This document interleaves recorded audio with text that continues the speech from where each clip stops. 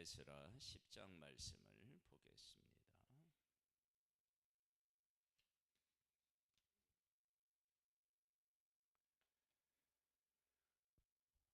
하나님의 백성이 바벨론의 포로로 잡혀갈 때 얼마나 고통스러웠는지는 왕이 어떻게 잡혀갔는지를 보면 우리가 이제 짐작해 볼 수 있습니다. 왕이 잡혀갈 때 왕 앞에서 자녀들을 죽입니다. 그리고 두 눈을 뽑고 쇠사슬로 결박하여 끌고 갑니다. 우리가 생각하고 우리가 상상하는 것 그 이상의 고통을 겪은 거죠. 왜 그런 일을 겪었느냐? 그러면 딱 하나입니다. 회개하지 않아서 그렇습니다. 잘못했을 때 선지자들을 끊임없이 보냈는데도 불구하고 돌아오지 않았기 때문에 그렇습니다. 하나님은 죄인이 돌아오기를 원하십니다. 바벨론에서 70년 동안 포로 생활을 하고 이제 다시 돌아오는데 이 돌아온 하나님의 백성에게서 뭐가 포로전하고 다르냐? 죄를 짓습니다. 이방 여인하고 결혼을 해서 자녀를 낳고 이런 일들을 합니다. 근데 뭐가 달라졌느냐? 잘못을 회개합니다. 죄를 짓는 것도 아니고 회개하는 것, 이게 달라진 겁니다. 근데 이것을 못해서 하나님의 백성이 포로로 잡혀간 거 아세요? 한번 볼까요? 에스라가 하나님의 성전 앞에 엎드려 울며 기도하여 죄를 자복할 때에 많은 백성이 크게 통곡하며 이스라엘 중에서 백성의 남녀와 어린아이의 큰 무리가 그 앞에 모인지라. 회개가 있었던 거예요. 예전에는 그럼 어떻게 했느냐? 회개하라고 외치는 선지자들을 핍박했죠. 그러니까 죄에서 돌아설 생각이 전혀 없었던 거고요.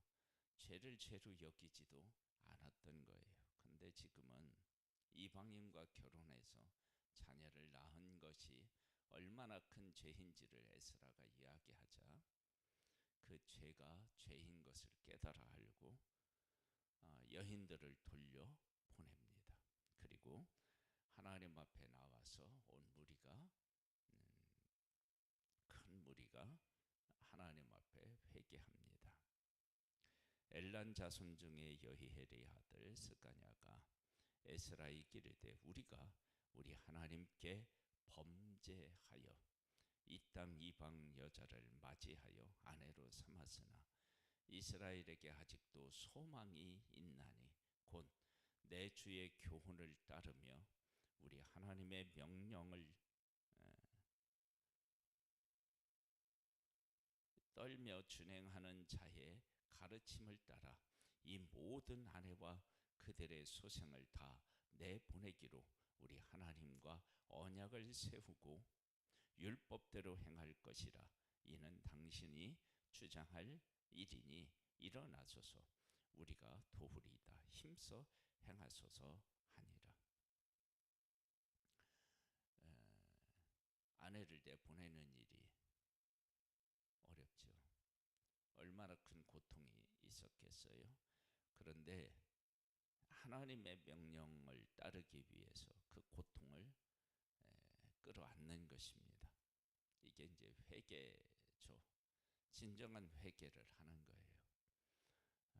이것이 포로 전과 포로 후에 달라진 모습입니다.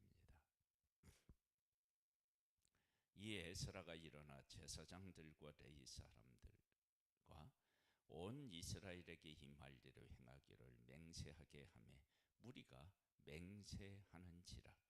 이에 에스라가 하나님의 성전 앞에서 일어나 엘리아십의 아들 여호하난 방으로 들어가니라.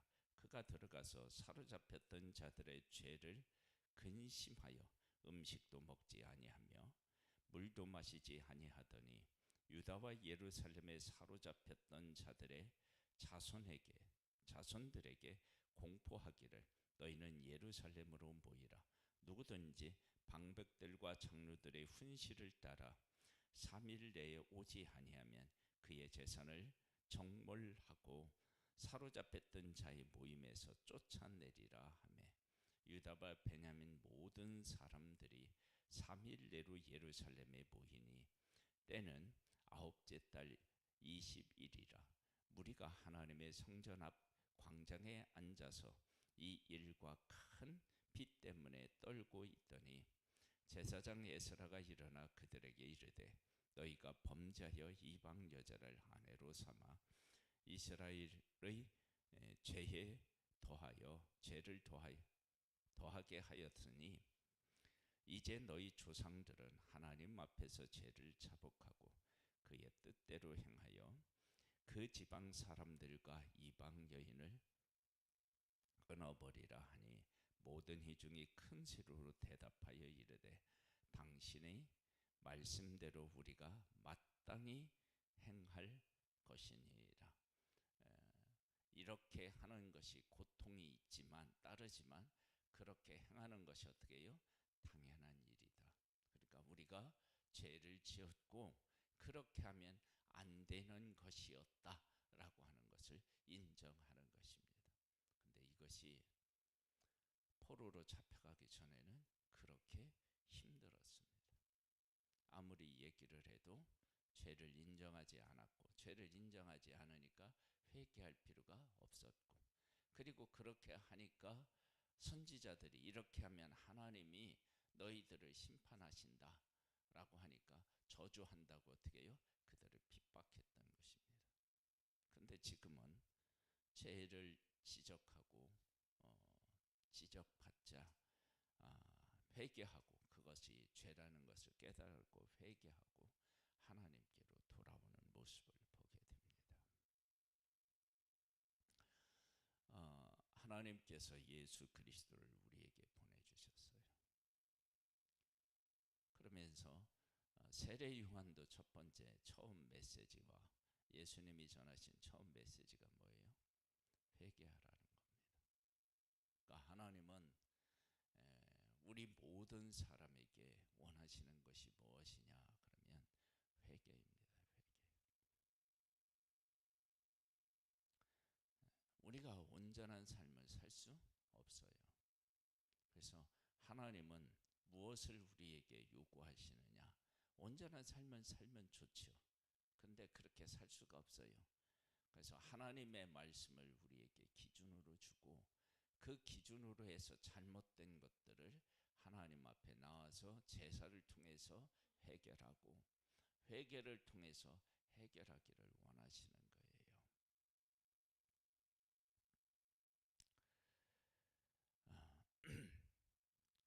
그러나 백성이 많고 또 큰 비가 내릴 때니 능히 밖에 서지 못할 것이요 우리가 이 일로 크게 범죄하였은즉 하루 이틀에 할 일이 아니오니 이제 온 회중을 위하여 우리의 방백들을 세우고 우리 모든 성읍에 이방 여자에게 장가든 자는 다 기한의 각 고을의 장로들과 제사장들과 함께 오게 하여 이 일로 인한 우리 하나님의 진노가 우리에게서 떠나게 하소서 하나 오직 아사엘의 아들 요나단과 디가의 아들 야하스야가 일어나 이 일을 반대하고 무슬람과 레위 사람 삽부대가 그들을 돕더라.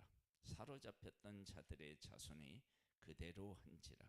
제사장 에스라가 그 종족을 따라 각각 지명된 족장 몇 사람을 선임하고 10째 달 초하루에 앉아 그 일을 조사하여 첫째 달 초하루에 이르러 이방 여인을 아내로 맞이한 자의 일 조사하기를 마치니라. 회개하고 하나님 앞에 돌아오는 것을 반대하는 사람들, 막는 사람이 있었던 거예요. 그런데 그것이 그들을 막을 수 있었느냐? 아니, 못 막았어요. 그래서 이방 여인과 결혼한 사람들을 조사해요. 왜 조사하느냐? 이건 개인적인 회개도 있지만 민족적으로 바로 잡겠다라고 하는 것도 들어 있습니다. 한번 볼까요?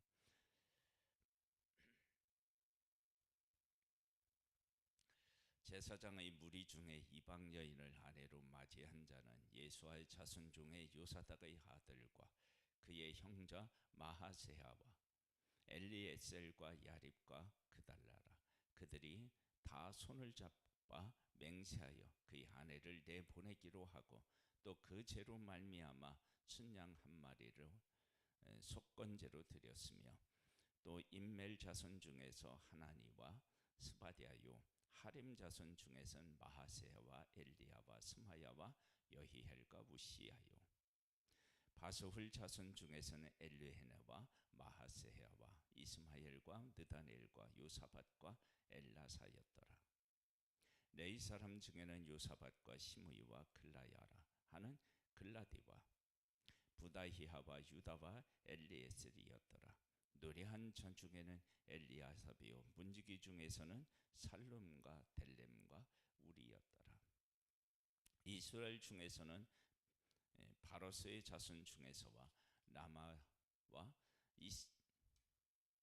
이시하와 말기하와 미야민과 엘르아살과 말기하와 분하야요 엘람 자손 중에서는 마따냐와 스가랴와 여히헬과 압디와 여레못과 엘리하요 삿도 자손 중에서는 엘리에네와 엘리아십과 마따냐와 여레못과 사못과 아시사요 베네 자손 중에서는 여호하난과 하나냐와 십배와 아들 레요 바니 자손 중에서는 무스람과 말록과 아다냐와 야숫과 수할과 여레못이요 바한 모합 자손 중에서는 안나와 글랄과 분하야와 마하세야와 마따냐와 부살렐과 빈누이와 문하세요 하림 자손 중에서는 엘리에셀과 이시야와 말게야와 스마야와 시므혼과 베냐민과 말룩과 스마리아요 하슴 자손 중에서는 막드네와 마딴네와 사밧과 엘리벨렉과 여레메와 문하세와 시므이요 바니 자손 중에서는 마아데와 아므람과 우헬과 분하야와 베드야와 글루히와 와냐와 무레못과 엘라십과 마따냐와 마따네와 야하수와 바니와 빈누이와 시므이와 셀레마와 나단과 아다와 막나드베와 시세와 사레와 아사헬과 셀레마와 스마랴와 살룸과 아마랴와 요셉이요 느본 자손 중에서는 여히엘과 마따디야와 사밧과 스비네와 익도와 요헬과 분하야더라. 이상은 모두 이방 여인을 아내로 맞이한 자라. 그 중에 자녀를 낳은 여인도 있었더라. 끝내 성경을 끝내는 것이 참 그렇죠. 그런데 누가 이방 여인과 여인을 아내로 삼았는지 정확하게 이렇게 조사하고 이들 아내를 쫓아내고 그리고 하나님의 백성을 거룩하게 지금 뭐 한 거예요? 회복된 거예요.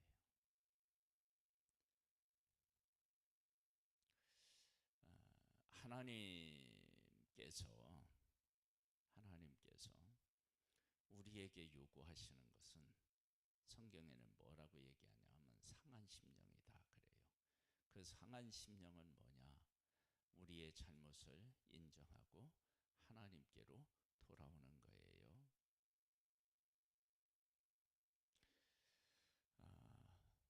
우리가 왜 하나님으로부터 이렇게 복을 받지 못하고 그 하나님의 도우심을 입지 못하느냐? 그러면 하나님의 말씀으로 우리를 점검하지 못하기 때문에 그래요.